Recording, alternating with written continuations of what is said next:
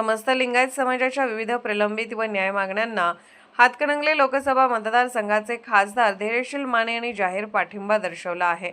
याबाबत त्यांनी अधिकृत पत्रक प्रसिद्ध करून समाजाच्या शांततामय आंदोलनाला आपला पाठिंबा असल्याचे स्पष्ट केले आहे। प्रसिद्ध केलेल्या पत्रकात खासदार माने यांनी म्हटलं आहे की लिंगायत समाजाच्या शैक्षणिक, सामाजिक आणि आर्थिक विकासासाठी समाजाने मांडलेल्या मागण्या महत्त्वाच्या असून त्या शासनाने सकारात्मक दृष्टिकोनातून विचारात घ्याव्या।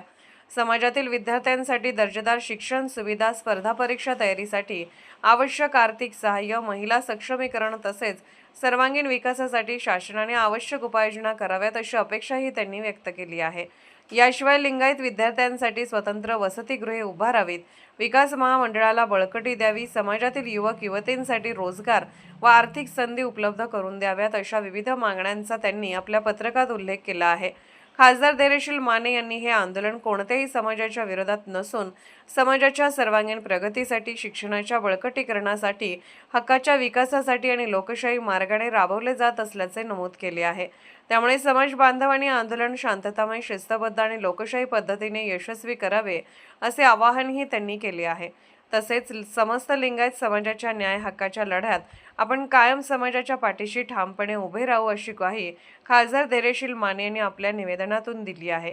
ही भूमिका जाहीर झाल्यानंतर लिंगायत समाजामध्ये समाधान व्यक्त होत असून समाजाच्या विविध प्रलंबित प्रश्नांबाबत शासनाने सकारात्मक निर्णय घ्यावा अशी अपेक्षा व्यक्त केली जात आहे। पत्रकार संदीप सुर्वे।